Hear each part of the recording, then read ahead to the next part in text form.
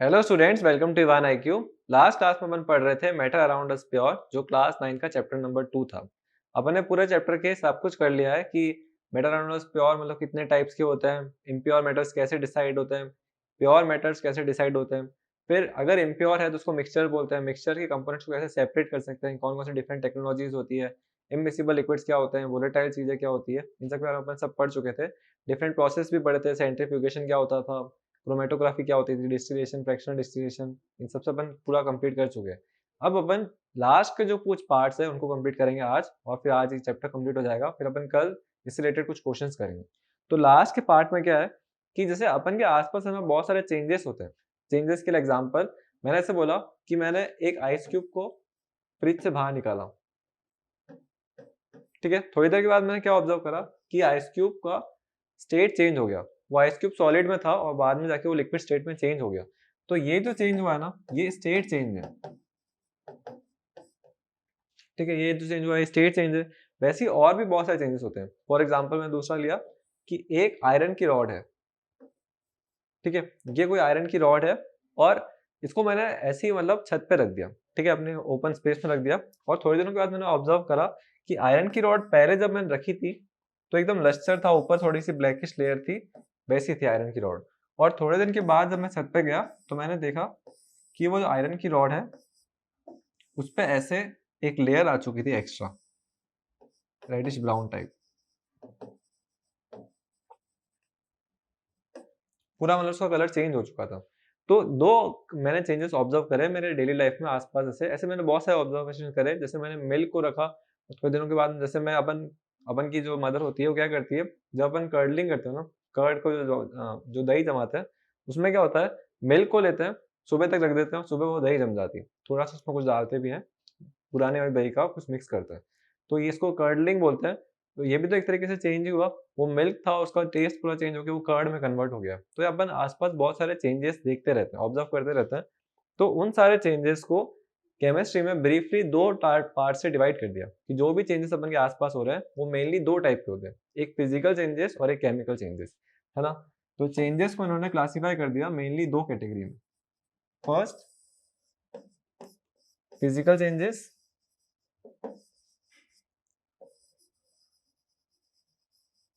और second chemical changes,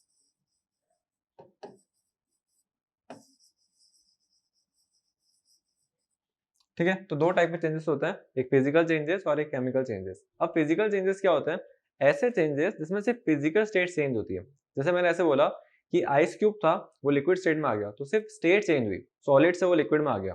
ice cube के अंदर केमिकल क्या था, H2O, जब वो लिक्विड बना तो भी केमिकल कौन सा, H2O। तो ऐसे चेंजेस जो सिर्फ रिलेटेड होते हैं फिजिकल स्टेट से चेंज होने में, उसको अपन बोलते हैं फिजिकल चेंज।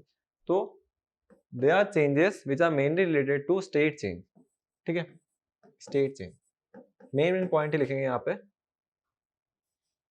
लेकिन अगर अपन केमिकल चेंज के बारे में बात करेंगे तो केमिकल चेंज का मतलब क्या होता है, केमिकली कुछ चेंज हुआ है, केमिकल कंपोजिशन चेंज हुआ है। जैसे मैंने एग्जांपल के लिए बोला कि मिल्क है और कर्ड है, मिल्क से कर्ड बन गया, तो केमिकल सेम ही है क्या, मिल्क का टेस्ट बहुत अलग होता है, कर्ड का टेस्ट बहुत ज्यादा अलग होता है। उसका मतलब क्या हुआ, एक न्यू कंपाउंड फॉर्म हुआ है जिसका केमिकल कंपोजिशन अब मिल्क के जैसा नहीं रहा, बिल्कुल चेंज हो चुका है। वैसे एग्जाम्पल के लिए जब मैंने आयरन रॉड को बाहर रखा था और जब अपन ने देखा कि उसका कलर चेंज हो गया रेडिश ब्राउन का, तो अभी भी वो आयरन ही है कि कुछ और कंपाउंड आ गया। तो अपन ने जब उसका केमिकल चेक करा तो जो रेडिश ब्राउन वाली लेयर थी ना, ये वाली, इसके अंदर ये था, इसका केमिकल ऐसा था,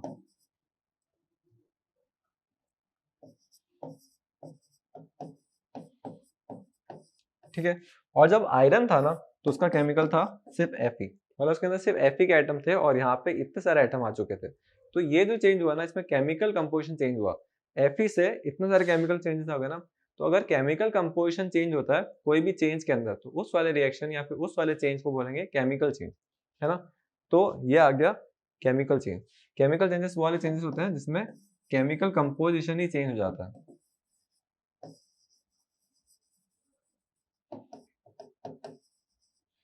और अगर सिर्फ स्टेट चेंज हो रही होगी तो अपन क्या बोलेंगे उसको उसको अपन बोलेंगे फिजिकल चेंज। इसके एग्जांपल लिख देते हैं एक बार। जैसे एग्जांपल के लिए आइस की जो मेल्टिंग होती है, मेल्टिंग ऑफ आइस, मेल्टिंग नहीं लिख रहा हूँ, आइस ही लिख रहा हूँ सिर्फ। और कभी आप बटर को लेना, बटर को आप पिघला के मतलब आपने उसको गर्म पैन में रखना, उसको बटर को डालना, थोड़ी देर के बाद देखोगे वो पूरा मेल्ट हो जाता है। अब उस जो मेल्टेड लिक्विड है उसको वापस लो और उसको वापस फ्रिज में रख दो। थोड़ी देर के बाद आप वापस ऑब्जर्व करोगे कि वो वापस से बटर बन चुका है। तो जो चेंज हुआ ना, बटर सॉलिड था, जब उसको अपने पैन पे रखा तो वो लिक्विड स्टेट में आ गया, और उसको वापस जब फ्रीज करा तो वापस से वो सॉलिड बन गया, वापस पुराने जैसा बन गया। तो उसमें क्या हुआ, सिर्फ स्टेट चेंज हुई थी, टेस्ट बिल्कुल चेंज नहीं हुआ। जो मेल्टेड था उसका टेस्ट वही था, और जो पहले था बटर वो भी वही का वही था। तो बटर की जो मेल्टिंग होती है वो भी एग्जाम्पल है फिजिकल चेंज का। स्टेट कोई चेंज नहीं हो रही है, कोई न्यू कंपाउंड फॉर्म नहीं हो रहा, तो वो फिजिकल चेंज। और इसके एग्जाम्पल क्या है, ठीक है, कर्डलिंग ऑफ मिल्क बोल सकते हैं,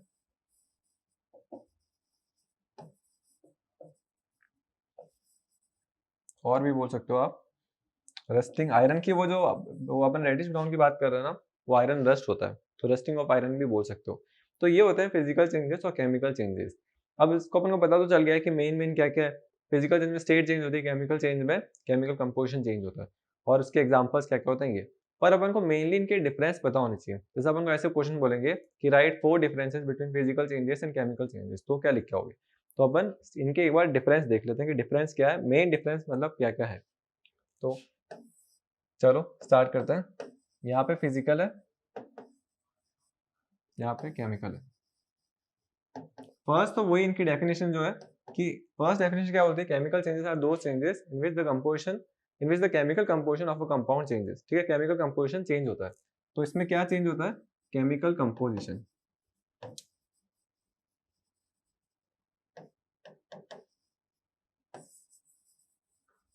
ठीक है, केमिकल कंपोजिशन चेंज होता है, और इसमें क्या लिखेंगे, फिजिकल स्टेट चेंज होती है, तो उसमें लिखेंगे फिजिकल स्टेट चेंजेस। फिर सेकंड पे आता है, देखो अगर केमिकल चेंज होता है ना, तो अपन ने देखा कि एक नया कंपाउंड फॉर्म हो रहा था, जैसे आयरन रस्ट का केस था, कर्ड का केस था, मिल्क से कर्ड बन गया, बिल्कुल ही नया कंपाउंड फॉर्म हुआ। तो इसमें अपन लिख सकते हैं ऑलवेज न्यू कंपाउंड फॉर्म्स। लेकिन एक सेकेंड, फॉर्म्स डॉट ऊपर लगाना पड़ेगा, वहां से हमारे एक्टिव हो रहे हैं स्मार्ट बोर्ड। इसमें क्या लिख सकते हैं, कोई भी न्यू कंपाउंड फॉर्म नहीं होता। जैसे आइस है, उसका केमिकल कंपोजिशन H2O, लिक्विड बना तो भी H2O, नया कंपाउंड थोड़ी बना, अभी भी वही कंपाउंड है। वैसे ही बटर है, बटर का जो भी कंपोजिशन है, जो मेल्ट होता है वो भी बटर का कंपोजिशन वही का वही रहता है, तो उसमें कोई नया कंपाउंड फॉर्म नहीं होता, तो नो न्यू कंपाउंड।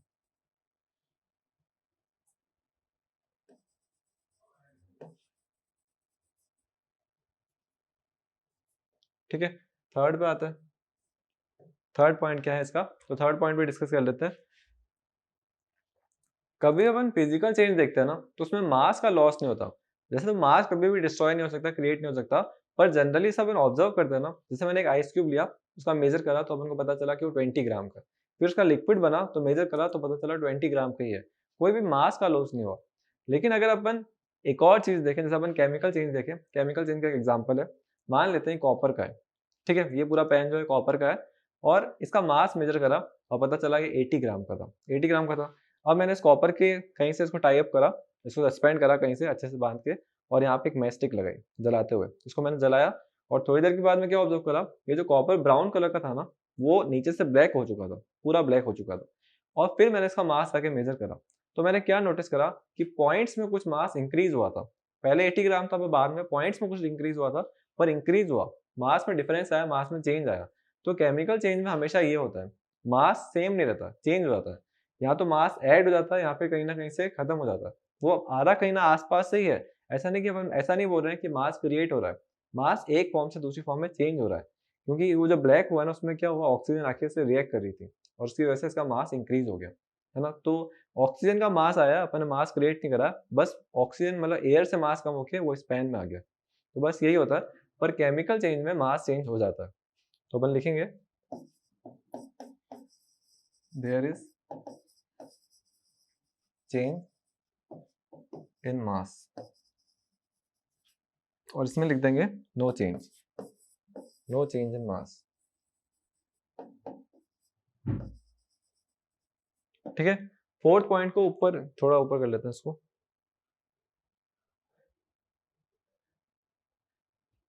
ठीक है। फोर्थ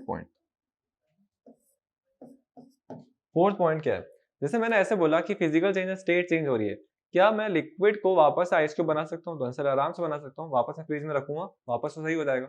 लेकिन आयरन रश को मैं वापस आयरन बना सकता हूँ क्या, बिना कोई फिजिकल चेंज के अलावा? मतलब उसमें कोई केमिकल कुछ ना कुछ ऐसा होता होगा कि वापस बन जाएगा, पर जनरली ऐसा नहीं हो पाता है ना। आयरन रश को वापस अपन आयरन नहीं बना सकते, वो खराब हो चुकी है, वापस से वो रिवर्स नहीं हो सकता। वैसे ही एक और एग्जाम्पल, जैसे मैंने एक और एग्जाम्पल लिया था कर्ड को मिल्क बनाने का, मिल्क से अपने कर्ड बनाई थी ना, तो आप वापस से कर्ड को मिल्क में कन्वर्ट कर सकते हो? तो आंसर है नहीं, नहीं कर सकते। तो ऐसे केमिकल जो केमिकल चेंजेस होते हैं ना, वो जनरली इरिवर्सिबल होते हैं, ठीक है, वो वापस रिवर्स नहीं हो सकते, तो दे आर इरिवर्सिबल, ठीक है। पर रिवर्सिबल ऐसा नहीं कि हर बार ही ऐसा होगा, कोई कोई रिवर्सिबल होता है, क्योंकि केमिस्ट्री एक ऐसी साइंस है जो एक्सेप्शन पे बेस्ड है, उसमें जरूर कुछ ना कुछ एक्सेप्शन होता है, तो जनरली इरिवर्सिबल है ना, जनरली। मतलब ऐसा बोला ना 90% ये इरिवर्सिबल होते हैं, पर 10% जो होते हैं वो फिर रिवर्स होंगे। पर अपन से ऐसा नहीं पूछना कि रिवर्स वाले कौन से वो बताओ, बस इसकी डिफरेंस में अपन को लिखना है कि दे आर जनरली इरिवर्सिबल, और ये तो हमेशा ही रिवर्सिबल है, तो दे आर ऑलवेज रिवर्सिबल।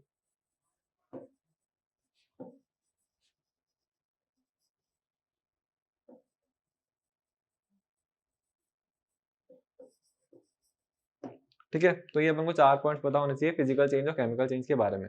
तो ये अपन का एक टॉपिक था, कौन कौन से चेंजेस अपन के आसपास हो रहे होते हैं, उनको ब्रॉडली क्लासीफाई कर दिया, फिजिकल चेंजेस और केमिकल चेंजेस, उनकी प्रॉपर्टीज बतानी है, उनकी डेफिनेशन बतानी है, और उनके बीच में डिफरेंस पता होना चाहिए, और अपन को एग्जाम्पल्स भी पता होने चाहिए। ठीक है, अब कुछ एग्जाम्पल्स डिस्कस कर लेते हैं। जैसे मैं ऐसे बोल रहा हूँ कि एग्जाम्पल में मैंने बोला burning of would, burning of would है ना, ये कोई चेंज है। अब कौन सा चेंज है, ये फिजिकल चेंज है कि केमिकल चेंज है? तो बर्निंग ऑफ वुड में क्या होता है, वुड के अंदर होता है कार्बन, और कोई भी चीज बर्न होती है ना, तो वो ऑक्सीजन के प्रेजेंस में होती है। कोई भी चीज आसपास बर्न हो रही है तो वो सब ऑक्सीजन के प्रेजेंस में हो रहा है, तो उसका मतलब कार्बन जो है वो ऑक्सीजन के प्रेजेंस में बर्न होके CO2 बना रहा है, और इसकी वजह से हीट एनर्जी इवॉल्व हो रही है, ये हो रहा है ना। तो इसमें देखो यहाँ पे रिएक्टेंट कौन था, कार्बन, यहाँ पे प्रोडक्ट कौन आ रहा था, O2, और इसकी वजह से जो कंपाउंड बना है CO2। क्या केमिकल कंपोजिशन सेम है? मतलब यहाँ पे अलग कंपोजिशन है, यहाँ पे अलग, यहाँ पे CO2 है, वहाँ पे C अकेला था और O2 अलग था, और जो बना है वो CO2 है। न्यू कंपाउंड फॉर्म हो रहा है, न्यू कंपाउंड फॉर्म हो रहा है, तो इसके लिए अपन डायरेक्टली बोल सकते हैं बर्निंग ऑफ फूड क्या होता है, एक केमिकल चेंज। कोई भी चीज बर्न होती है ना, तो आप डायरेक्टली बोल सकते हो वो एक केमिकल चेंज ही है। ठीक है, फिर नेक्स्ट लेते हैं melting of butter. Melting of butter upon example discuss कर लिया। मेल्टिंग ऑफ बटर क्या होता है, मेल्टिंग ऑफ बटर में स्टेट ही चेंज होती है बस, तो वो फिजिकल चेंज है। एक अपन पढ़ते हैं बर्निंग ऑफ कैंडल, कैंडल की मेल्टिंग जो होती है ना वो, ये ये मान लो ये कैंडल है, ये ऐसे कुछ है। क्या ड्राइंग बन रही है, बहुत ही परफेक्ट लग रही है। चलो ठीक है, ये अपन की कैंडल है, ये बर्न हो रही है, बर्न हो रही है, तो इसकी जो विक होती है ना, वो तो ऑक्सीजन से रिएक्ट करके बर्न हो रही है। लेकिन अपन देखते हैं कि इसकी ये जो चीज होती है ना, ये ऐसे मेल्ट होती रहती है, ऐसे नीचे इकट्ठी होती रहती है। तो जो कैंडल स्टार्टिंग में थी वो सॉलिड में थी, सॉलिड स्टिक थी, और थोड़ी देर के बाद में पूरा मेल्ट होकर नीचे आके वो नीचे आ जाती है पूरी, तो वो लिक्विड स्टेट में आ गई। तो स्टेट भी चेंज हो रही है और बर्निंग भी हो रही है, तो उसको अपन किस में रखेंगे, ये फिजिकल चेंज है कि केमिकल चेंज है? तो उसका आंसर है जो विक की बर्न हो रही है ना, ये इसका जो अंदर थ्रेड होता है ना, वो तो बर्न होता है, और वो थ्रेड नीचे नीचे आता है तो पूरा गायब हो चुका होता है। तो थ्रेड ने क्या करा, ऑक्सीजन से रिएक्ट करके पूरा बर्न हो गया, वहां पे केमिकल चेंज हुआ। ठीक है, बर्निंग जो है वो तो केमिकल है, और ये जो मेल्टिंग हो रही है ना, ये फिजिकल चेंज है। तो यहाँ से अपन को पता चल रहा है जो कैंडल की बर्निंग होती है उसमें दो रिएक्शन, दो दो चेंजेस हो रहे होते हैं, फिजिकल चेंज भी हो रहा होता है और केमिकल चेंज भी हो रहा होता है। फिजिकल चेंज कौन सा, जो कैंडल की वैक्स मेल्ट हो रही है उसको अपन बोलते हैं फिजिकल चेंज, और केमिकल चेंज कौन सा, जो विक बर्न हो रही है ना उसकी, ये जो विक बर्न होती है इसको अपन बोलेंगे केमिकल चेंज। ऐसा क्यों, क्योंकि ये जो विक बर्न होती है ये ऑक्सीजन की प्रेजेंस में बर्न होती है, और आप देखना ये जहाँ पे जल रही होती है ना, ऐसे इसमें ब्लैक कलर का स्मोक निकल रहा होता है। ब्लैक कलर का जो स्मोक है वो CO2 है ना, और CO2 के अलावा भी गैसेस है, कार्बन मोनोऑक्साइड भी है उसमें। तो ये मतलब इसमें केमिकल चेंज हो रहा होता है। तो यहाँ से हमको पता चला कि ऐसा नहीं कि एक चेंज हो रहा है तो सिर्फ फिजिकली है, उसमें केमिकल चेंजेस भी हो सकते हैं। ठीक है, तो दोनों चेंजेस एक साथ अकर हो सकते हैं, बस अपन को पहचान में लगेगा टाइम कि इसमें कौन सा चेंज। जैसे बर्निंग में दोनों चेंजेस हो रहे थे, फिजिकल भी हो रहा था, केमिकल भी हो रहा था, तो ऐसा लिमिटेड नहीं रहेगा कि ये चेंज तो सिर्फ केमिकल ही हो सकता है। उसमें फिजिकल चेंज भी हो सकते हैं, एक ही चीज में दोनों चेंजेस हो सकते हैं, बस हमको उसको डिस्टिंग्विश करना आना चाहिए कि हाँ इसमें दोनों चेंजेस हो रहे हैं। तो ये था पूरा फिजिकल चेंजेस और केमिकल चेंजेस के बारे में। अब अपन आते हैं आगे एलिमेंट्स के ऊपर। ठीक है, तो अपन एलिमेंट्स स्टार्ट करते हैं।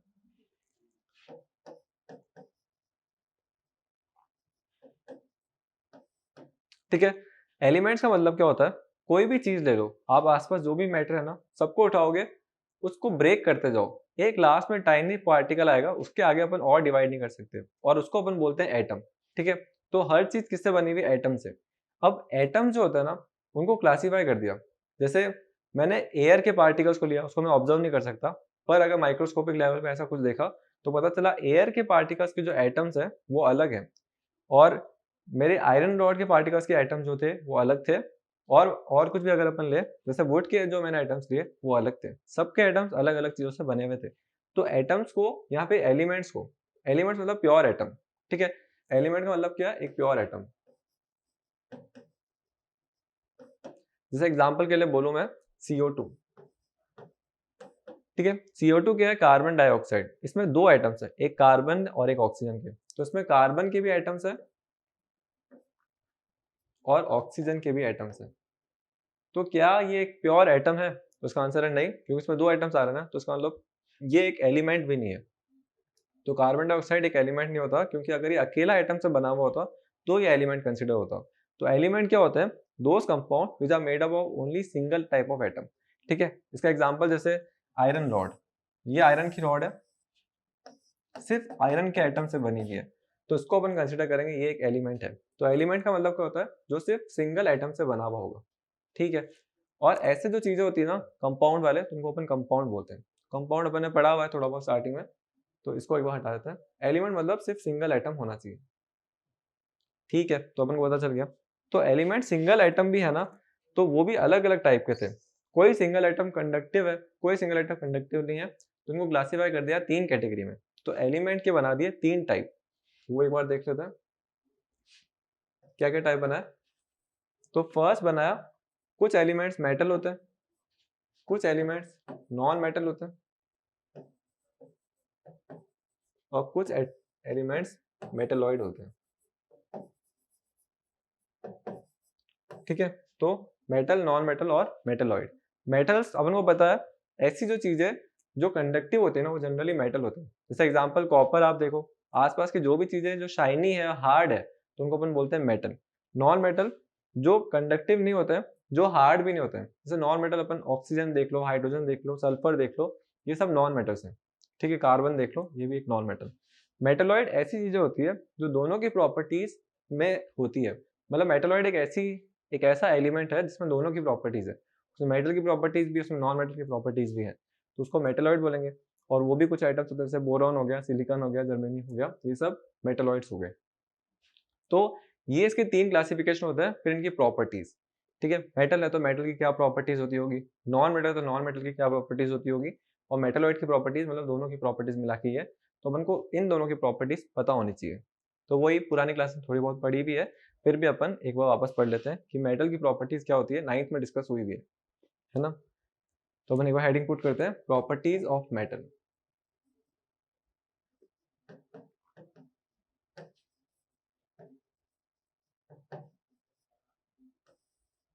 ठीक है, प्रॉपर्टीज ऑफ मेटल क्या होती है, प्रॉपर्टीज ऑफ मेटल।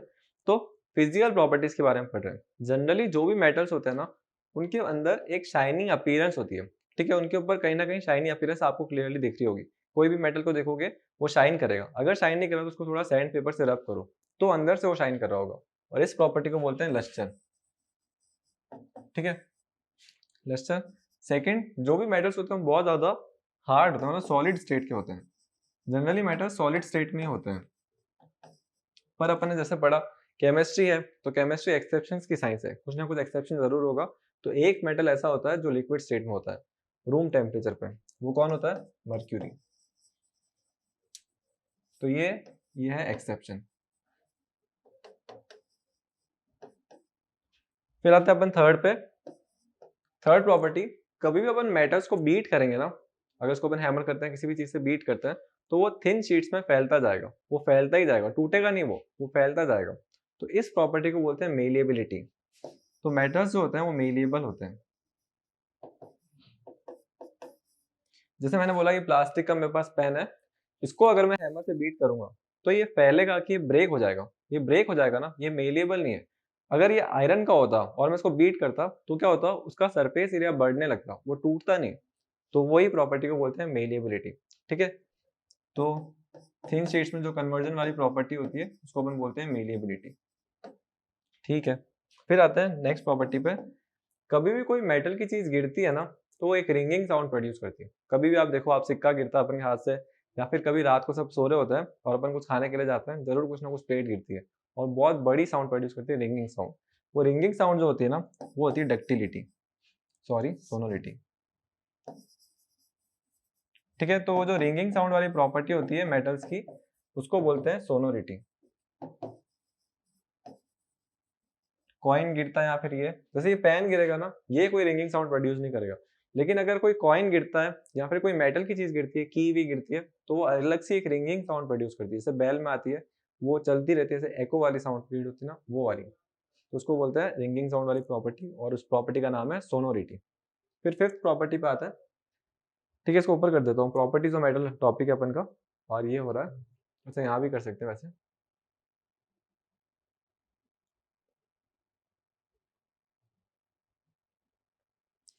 ठीक है, फिफ्थ प्रॉपर्टी पे आता है। फिफ्थ प्रॉपर्टी इसकी होती है डक्टिलिटी।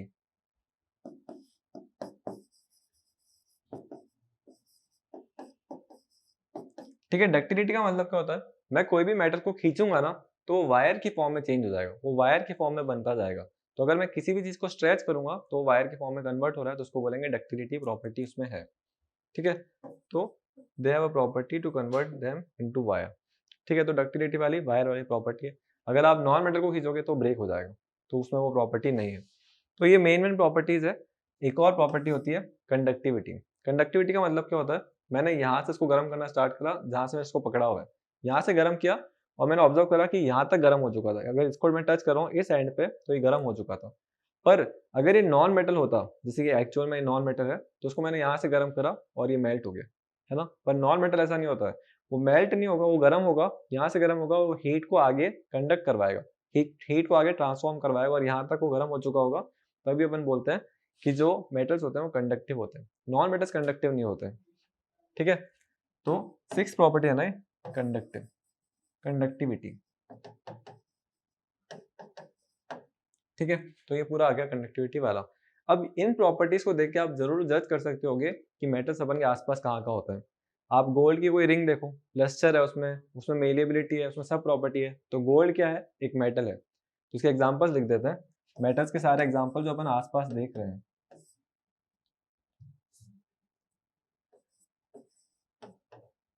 ठीक है, गोल्ड को अपन देखते हैं, बहुत देखते हैं। आयरन के आर्टिकल्स अपन देखते हैं, काफी सब कुछ देखते हैं। अपन थर्मामीटर देखते हैं, उसमें वो जो मेल्ट होता है ना, वो जैसे अपन टेम्परेचर मुंह में काउंट करते हैं ना, अभी तो वो थर्मामीटर नहीं, अभी डिजिटल वाला आ गया। पुराने टाइम में ऐसे होते थे, ऐसे थर्मामीटर होते थे इस टाइप के, और उसमें ऐसे सिल्वर कलर की रिंग होती थी। जैसे ही अपन उसको माउथ में रखते थे या गर्म जगह रखते थे, तो जो मर्क्यूरी होता था ना उसके अंदर, वो मेल्ट होकर आगे राइज करता था, क्योंकि मेल्ट हो जाता था टेम्परेचर गर्म होने की वजह से। और जितना आगे राइज करता था, फिर मेजर कर लेते थे इतना गर्म हुआ है अपन। तो वो टेम्परेचर मेजर करने के काम आता था थर्मोमीटर में। और उसमें कौन सा मेटल होता था, मर्क्यूरी। ठीक है, तो आयरन, ये मर्क्यूरी, ये सब मेटल्स होते हैं जो काफी हेल्पफुल होते हैं। अपन के आसपास बहुत सारे दिख रहे हैं, चांदी जो होता है, सिल्वर होता है, वो भी अपन के आसपास है, कॉपर हो गया। तो मेटल्स काफी ज्यादा यूजफुल है अपन के घर वर, जो भी चीजें बन रही है, कंस्ट्रक्शन में, बाइक्स में, हेलीकॉप्टर्स में, हर जगह मेटल का बहुत ज्यादा यूज है। तो मेटल्स तो बहुत ज्यादा यूजफुल है। अब आते हैं अपन नॉन मेटल्स पे। तो जो नॉन मेटल्स है ना, वो इतने यूजफुल नहीं है। ठीक है, मतलब यूजफुल तो वो भी बहुत ज्यादा है, पर मतलब उनकी जो प्रॉपर्टीज है ना, वो मेटल से जस्ट ऑपोजिट है। जैसे अपन ने जो भी मेटल्स की प्रॉपर्टीज पढ़ी, उन सबका उल्टा कर दो। लस्टर, तो उसमें क्या हो जाएगा, वो नॉन लस्टरस होंगे। हार्ड, तो वो कैसे हो जाएंगे, वो सॉफ्ट हो जाएंगे, और वो जनरली गैसेस में होते हैं। जनरली नॉन मेटल्स होते हैं, गैसेस फॉर्म में ही होते हैं। कुछ फिर एक्सेप्शन होंगे जरूर। मेलिएबिलिटी, वो बिल्कुल भी मेलिएबल नहीं होते हैं, वो जल्दी से ब्रेक हो जाएंगे। जैसे कांच है, कांच एक नॉन मेटल है, उसको आप थोड़ा भी हिट करोगे वो ब्रेक हो जाएगा। सोनोरिटी नहीं होती उनमें, डक्टिलिटी भी नहीं होती उनमें, वो बिल्कुल भी कंडक्टिव नहीं होते हैं। ठीक है, फिर भी एक्सेप्शन जरूर आएंगे। तो अपन एक्सेप्शंस को ही डिस्कस करते हैं नॉन मेटल्स के। तो नॉन मेटल में एक्सेप्शंस कौन है, अपन ने पढ़ा कि वो लस्ट्रस बिल्कुल भी नहीं होते, पर एक नॉन मेटल है आयोडीन। ठीक है, तो आयोडीन जो है वो यूजफुल होता है, कहाँ पे यूजफुल होता है, वो टिंचर बनाने में हेल्प करता है ना। कभी अपन को चोट लग जाती है ना, तो उसमें क्या करते हैं, अल्कोहल और आयोडीन का मिक्सचर लगा के अपन को लगा देते हैं, टिंचर होता है वो। तो वो तो टिंचर में इसको यूज करते हैं। और आयोडीन जो होता है वो लस्टरस होता है, शाइनिंग होता है। ठीक है, तो ये एक्सेप्शन आ गया। फिर अपन ने पढ़ा कि जो नॉन मेटल्स होते हैं वो जनरली कैसे स्टेट में होते हैं, वो गैसियस स्टेट में होते हैं या फिर वो सॉलिड स्टेट में होते हैं, वो लिक्विड में कभी नहीं होते। पर एक नॉन मेटल है ब्रोमीन। ब्रोमीन जो होता है ना वो लिक्विड स्टेट में होता है और वो एक नॉन मेटल है। तो एक्सेप्शन है तो अपन को पता होना चाहिए कि एक्सेप्शन के क्वेश्चंस एमसीक्यू में बहुत ज्यादा बनते हैं, तो अपन को ये पता होना चाहिए कि कौन सा नॉन मेटल लिक्विड स्टेट में होता है, तो उसका आंसर है ब्रोमीन। कौन सा मेटल लिक्विड स्टेट में होता है, तो उसका आंसर है मर्क्यूरी। फिर आगे अपन के और एक्सेप्शन है। अपन ने ये पढ़ा कि जो भी मेटल्स की प्रॉपर्टी है वो नॉन मेटल्स में जस्ट उल्टा होगा, और मेटल में प्रॉपर्टी थी कंडक्टिविटी, तो नॉन मेटल्स में कंडक्टिविटी नहीं होगी, तो ये नॉन कंडक्टिव होंगे। पर एक एक्सेप्शन है ग्रेफाइट। ग्रेफाइट जो होता है ना वो कार्बन से बना हुआ है, और कार्बन एक नॉन मेटल है पर ये कंडक्टिव होता है, तो ये एक एक्सेप्शन है। तो अपन को ये पता चल गया कि मेटल्स और नॉन मेटल्स में यही मेन में डिफरेंस होता है, और ये इनके एक्सेप्शंस भी है। कुछ मेटल्स में भी एक्सेप्शन है, जैसे मेटल्स जो होते हैं वो जनरली हार्ड होते हैं, वो कभी भी पिघलते नहीं है। ठीक है, मर्क्यूरी का एक्सेप्शन है। पर एक मेटल ऐसे हैं जिनको अपन हाथ पे रखेंगे ना तो मेल्ट हो जाते हैं। ठीक है, जैसे अपन आयरन को रखते हैं हाथ पे, तो क्या वो मेल्ट होता है, तो आंसर है नहीं। पर कुछ मेटल्स ऐसे होते हैं जो हाथ पे रखते ही मेल्ट हो जाते हैं, उनके एग्जाम्पल आपको पढ़ने पड़ेंगे क्योंकि वो बुक में है। बुक में जो भी उनके एमसीक्यू बनेंगे तो तभी आपको पता होना चाहिए। तो जो दो मेटल्स दिए हुए हैं उनका नाम है गैलियम। ये गैलियम, गैलियम ऐसे साउंड कर रहा है थोड़ा क्रीपी टाइप, पर गैलियम ही है। और एक सीजियम। दोनों क्या है, दोनों ही मेटल है, पर इनका मेल्टिंग पॉइंट बहुत लो है, हाथ पे रखते ही मेल्ट हो जाते हैं। ठीक है, melt in our palm, palm में रखो, हाथ में रखो, मेल्ट हो जाएंगे ये। तो ये सब थे अपन की प्रॉपर्टीज सबकी, मतलब अपन ने पढ़ लिया एलिमेंट्स तीन टाइप के होते हैं, मेटल, नॉन मेटल और मेटलॉइड। मेटलॉइड में क्या होगा, दोनों की प्रॉपर्टीज मिक्स होगी, कोई कंडक्टिव है कोई कंडक्टिव नहीं है, कोई लस्टरस है कोई लस्टरस नहीं है, सारी प्रॉपर्टीज मिक्स हुई हुई होगी। मेटलॉइड के एग्जाम्पल एक बार देख लो। एग्जाम्पल बोरॉन, सिलिकॉन, जर्मेनियम, और भी होता है, तो अपन को मेन में दो तीन ही पता होना चाहिए, तो वो तीन ये हो गए। ठीक है, तो ये अपन को पूरा पता चल गया कि एलिमेंट्स होते हैं क्लासिफाइड हो चुके होते हैं, मेटल्स, नॉन मेटल्स और इन सब में। अब अपन आते हैं एक डिफरेंस पे, जो इंपॉर्टेंट डिफरेंस है, लास्ट टॉपिक है अपन की क्लास का आज का। डिफरेंस मतलब अपन ने ये पढ़ा ना कि कुछ सब्सटेंस प्योर होते हैं, कुछ सब्सटेंस इम्प्योर होते हैं। फिर प्योर में देखा था कि प्योर वाले जो होंगे वो यहाँ तो एलिमेंट होंगे या कंपाउंड होंगे, और इम्प्योर में देखा था वो सिर्फ मिक्सचर्स होंगे। तो कंपाउंड और मिक्सचर में क्या डिफरेंस होता है वो देखना है। तो कंपाउंड और मिक्सचर में क्या डिफरेंस होता है ये अपन को पता होना चाहिए। तो अपन को पता है कि कंपाउंड ऐसी चीज होती है जो कोई एलिमेंट से बना हुआ होगा लेकिन फिक्स्ड रेशियो में। जैसे CO2 है, CO2 में क्या है, एक कार्बन है दो ऑक्सीजन है, और पूरी CO2 की जो गैस होगी उसमें सारे CO2 रिपीट हो रहे होंगे, उसमें एक ही कार्बन और दो ऑक्सीजन होंगे, तो ही वो बनेगा, फिक्स रेशियो में है। लेकिन मिक्सचर है ना वो कभी फिक्स रेशियो में नहीं है। CO2 को 3 ले लिए, O2 को मिक्स करा उसमें, ऐसे करके पूरा एक मिक्सचर बना दिया जो कोई भी फिक्स प्रोपोर्शन या फिक्स रेशियो में नहीं है, तो उसको अपन बोलेंगे मिक्सचर, है ना। तो मिक्सचर एक फिक्स रेशियो वाला नहीं होता, कंपाउंड एक फिक्स रेशियो की चीज है। जैसे शुगर सॉल्यूशन है, शुगर सॉल्यूशन में कितनी शुगर के पार्टिकल्स हैं, कितना वाटर अपन को पता नहीं है, कोई भी रेशियो में हो सकता है ना। पूरा मिक्स हुआ हुआ है, शुगर को कोई लेना देना नहीं है वाटर के मॉलिक्यूल से, वाटर को कोई लेना देना नहीं है शुगर के मॉलिक्यूल से, ये बस आपस में सॉल्युबल है तो साथ में रह रहे हैं। पर CO2 वाला जो कंपाउंड है उसमें कार्बन को बहुत लेना देना है O2 से, क्योंकि उसी ने उसको स्टेबल करवाया, और O को भी बहुत मतलब है कार्बन से, क्योंकि उसने उसको स्टेबल करवाया। तो ये चीजें होती है कंपाउंड और मिक्सचर्स में।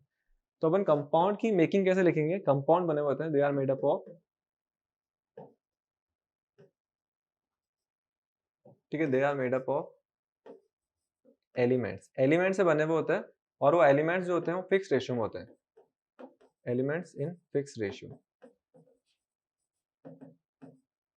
और मिक्सचर जो होता है ना वो क्या होता है, वो या तो दो एलिमेंट से मिलके बन गए या फिर दो कंपाउंड से मिलके बन गए। जैसे मैंने ऐसे बोला कि मैंने कॉपर और जिंक को मिक्स कर दिया, दो एलिमेंट्स है, ब्रास बन गया, एक एलॉय बन गया, तो एक मिक्सचर है, दो एलिमेंट्स को ही मिक्स कर दिया। या फिर मैंने दो कंपाउंड्स को मिक्स कर दिया, जैसे मैंने ऐसे बोला कि मैंने C6H12 ग्लूकोज लिया और उसको पानी में मिक्स कर दिया, तो ये क्या, ये कंपाउंड, ये भी कंपाउंड, तो इसका जो बना ये भी एक मिक्सचर ही बनेगा, है ना। तो ये इसके एग्जांपल्स हैं, तो इसको हटा देते हैं एक बार। तो मिक्सचर कैसे बनते हैं, they are made up of